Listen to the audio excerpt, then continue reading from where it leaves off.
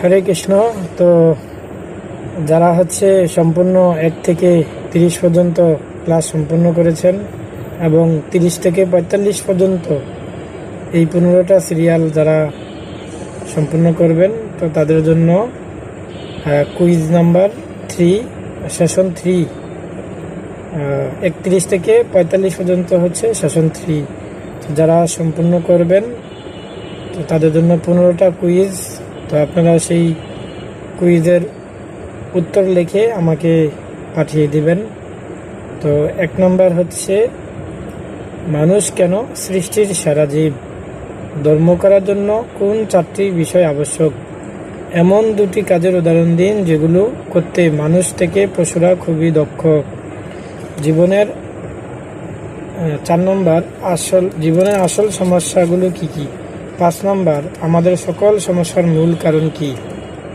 6 নম্বর বৈদিক জ্ঞান অভ্রান্ত, তার 2টি প্রমাণ দিন। 7 নম্বর শূন্যস্থান পূরণ।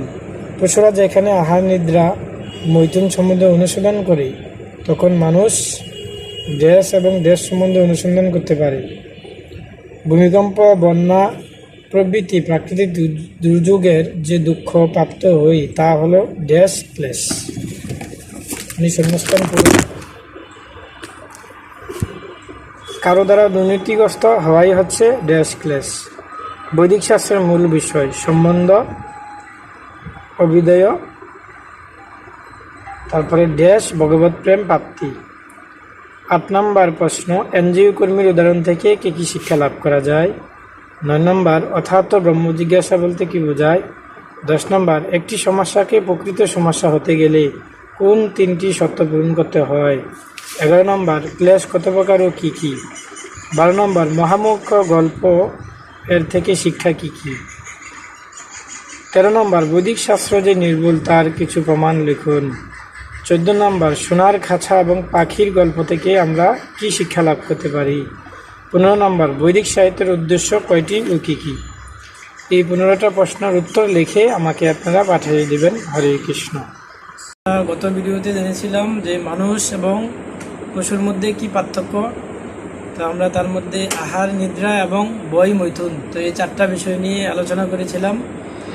তো আজকে আমরা আলোচনা করব যে মানুষ এবং পশু কি কি অনুসন্ধান করতে পারে।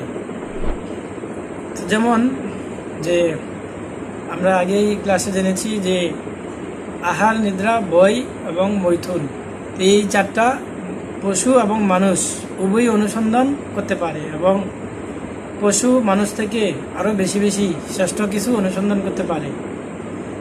আর মানুষ কি এই 4টা বিষয় ছাড়াও জীবন, মৃত্যু এবং এর অতীত সম্পর্কে সে অনুসন্ধান করতে পারে।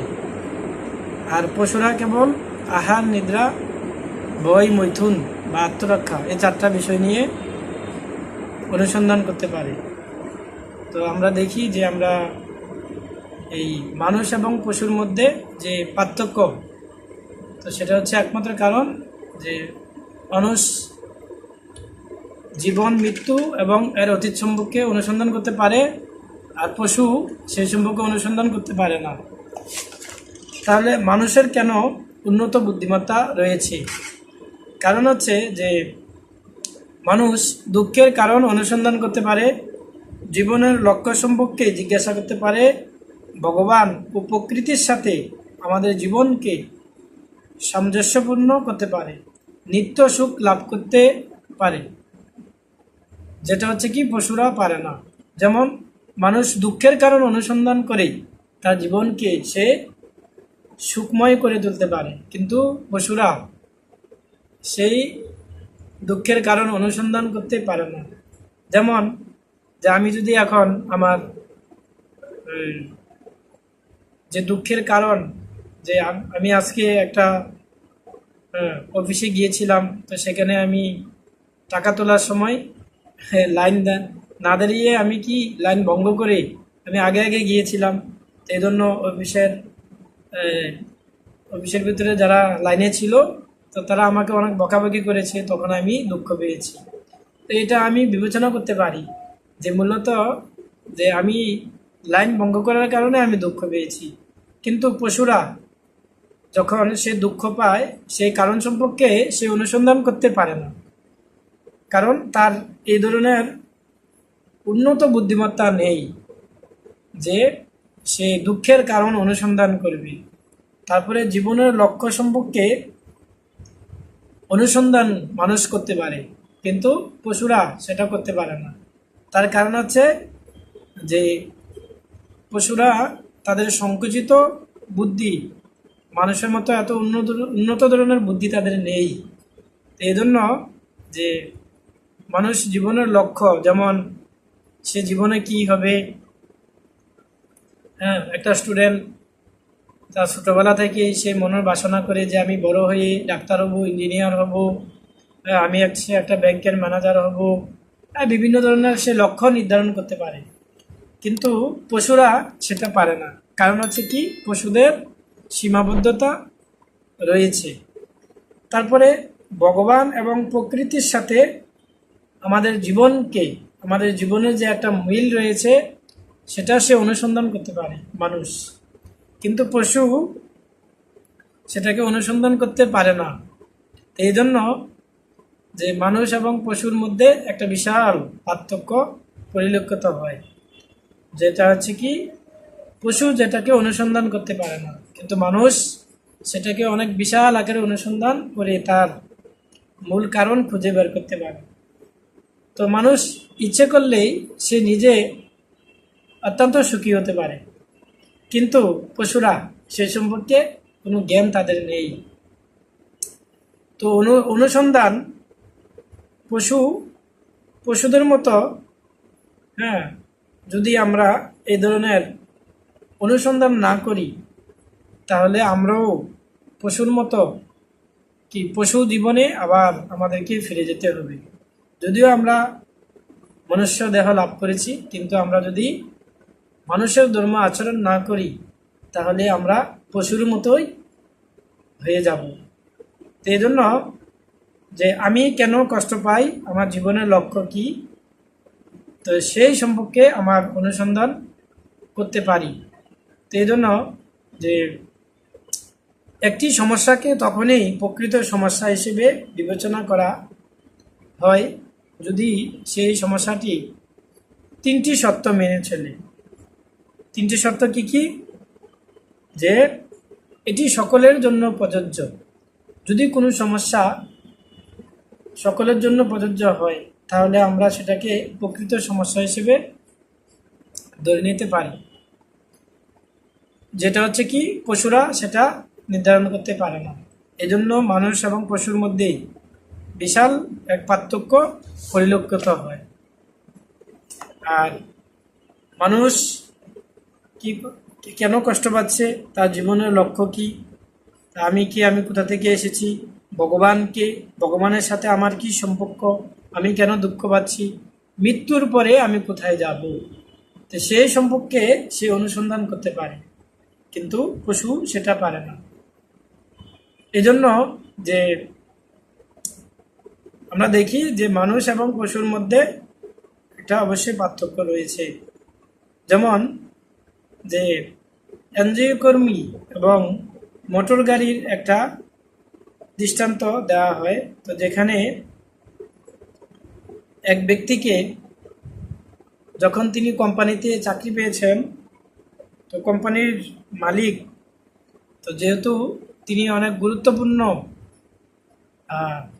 ম্যানেজিং ডাইরেক্টরের পদে দায়িত্ব পালন করছেন, এই জন্য তারা যাতে রাস্তায় আসা যাওয়া অসুবিধা না হয়, ট্রাফিক জ্যামে না পড়তে হয়, এজন্য তার সুবিধার জন্য তাকে কোম্পানির মালিক একটা গাড়ি দিয়েছে। কিন্তু সেই গাড়ি দিয়ে তিনি একসময় কি করলেন, সে কোম্পানিতে চাকরিতে যখন যাওয়ার সময় হইল, তিনি ফোন করে তার মালিককে বললেন যে আমি এখন কি করব, আমি এখন অসুস্থ হয়ে পড়েছি, আজকে আমি অফিসে আসবো না। তো যখন তিনি এভাবে বলার পরে তো মালিক বলল যে অসুস্থতা থাকতেই পারে, কিন্তু তুমি যদি না আসো তাহলে আমার বিশাল একটা কোম্পানির কি হবে, ক্ষতি হয়ে যাবে, অনেক টাকা, কোটি কোটি টাকা নষ্ট হয়ে যাবে। কিন্তু তারপরেও সেই অফিসার তিনি তার মালিককে বললেন, যেহেতু আমি অসুস্থ, আমি আসতে পারবো না। তো সেই বলে তিনি কি করলেন, গাড়িতে করে, হ্যাঁ, তার ওয়াইফকে তিনি নিয়ে মার্কেটে গেলেন।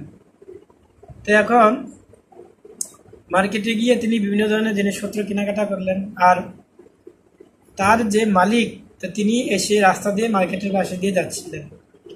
তো যখন ওই মালিক দেখলেন যে আমার কর্মচারী, আমার ম্যানেজার, তো তিনি অসুস্থতার কথা বলে তিনি এখন গাড়িতে করে মার্কেটে এসে তার ওয়াইফের জন্য কিছু কিনছে, এত বড় মিথ্যা কথা।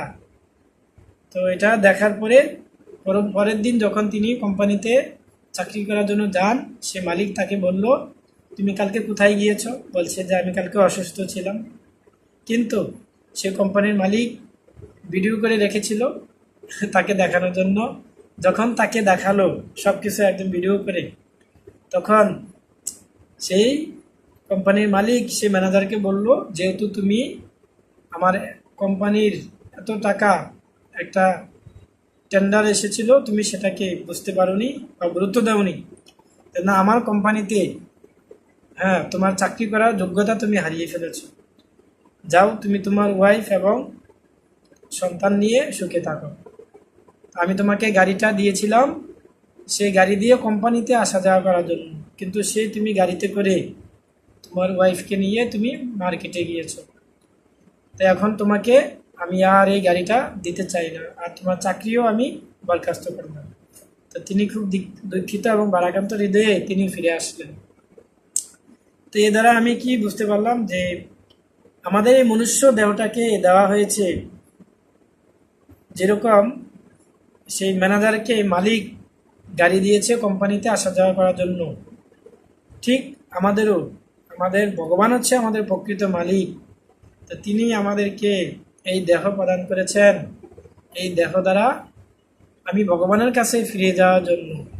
কিন্তু এই দেহ দ্বারা যদি আমি ভগবানকে ফিরে না গিয়ে, ভগবানকে ভালো না বেসে, ভগবানের জন্য কিছু না করে, তো যদি আমি এই দেহ দ্বারা অন্য কিছু করি, ঠিক সেরকম যে কোম্পানির মালিক যেরকম তার ম্যানেজারের কাছ থেকে তার গাড়ি এবং চাকরি কেড়ে নিয়েছিল, ঠিক ভগবানও আমাদের কাছ থেকে আমাদের আত্মা এবং আমাদের এই দেহকে কেড়ে নেবেন। গাড়িরূপী এই দেহকে তিনি কেড়ে নেবেন, আর আমাদেরকে এরকম মনুষ্য দেহ দিবেন না। তো যেহেতু আমি এটার অপব্যবহার করেছি, যেরকম ম্যানেজার তার গাড়িটাকে অপব্যবহার করেছে, এজন্য মালিক তার গাড়িকে নিয়ে নিয়েছে, ঠিক সেরকম ভগবান প্রদত্ত আমি মনুষ্য দেহ পেয়েছি, পাওয়ার পরে যদি আমি সেই অনুযায়ী আচরণ না করি, তাহলে ভগবান আমাকে আর এই মনুষ্য দেহ দিবেন না। তো এই জন্য যে আমার জীবনের গন্তব্য কি সেটা না জেনে যদি আমি পশুর মতো আহার নিদ্রা ভয় মৈথুন নিয়ে ব্যস্ত থাকি, তাহলে আমি পশুরই সমতুল্য। তো এই জন্য বলা হয়েছে যে আমার জীবনের লক্ষ্য কি এবং আমি কেন কষ্ট পাচ্ছি, মৃত্যুর পরে আমি কোথায় যাব, এই অর্থাৎ ব্রহ্ম জিজ্ঞাসা বেদান্ত সূত্রে সেটা ব্যাখ্যা করা হয়েছে খুব সুন্দরভাবে। তো এখন আমরা দেখি যে মূলত প্রকৃতপক্ষে আমাদের যে এই যে গন্তব্য, আমি যে একটা উদাহরণ বললাম, কোম্পানির কর্মচারী বা ম্যানেজার আর হচ্ছে তার মালিক, হ্যাঁ, মোটর গাড়ি যে উদাহরণ দিলাম, তো সেটা থেকে আমরা কি শিক্ষা লাভ করি, যে আমাদের সুবিধার জন্য ভগবান আমাদেরকে এই মনুষ্য দেহ দিয়েছেন। তো সেই দেহ দ্বারা যদি আমরা ভগবানের সেবা না করি বা ভগবানকে ভালো না বাসি, তাহলে ভগবান আমাদেরকে কখনো এই দেহ আর প্রদান করবেন না। এটা থেকে আমরা এই শিক্ষা লাভ করলাম। এই জন্য আমাদের প্রত্যেকেরই উচিত ভগবানকে ভালোবাসা, ভগবানের আইন মেনে ধর্মাচরণ করা, এবং যে ভগবান সম্পর্কে অনুসন্ধান করা এবং অনুসন্ধান করে ভগবানকে সেবা করা এবং তাকে ভালোবাসা। এই চারটা হচ্ছে কি ধর্ম আচরণ করার জন্য আমাদের মূল বিষয়। তাহলে আমরা জানলাম যে কোনো মানুষ যখন ভগবান সম্পর্কে অনুসন্ধান করে এবং সেই অনুযায়ী ধর্ম আচরণ করে এবং ধর্ম আচরণ করে ভগবানকে উদ্দেশ্য করে তার সেবা করে এবং তাকে ভালোবাসে, এই চারটা হচ্ছে কি ধর্ম আচরণ করার মূল বিষয়। তাহলে সে পশু থেকে শ্রেষ্ঠ বলে বিবেচিত হবে। হরে কৃষ্ণ কৃষ্ণ কৃষ্ণ হরে হরে, হরে রাম রাম রাম হরে হরে।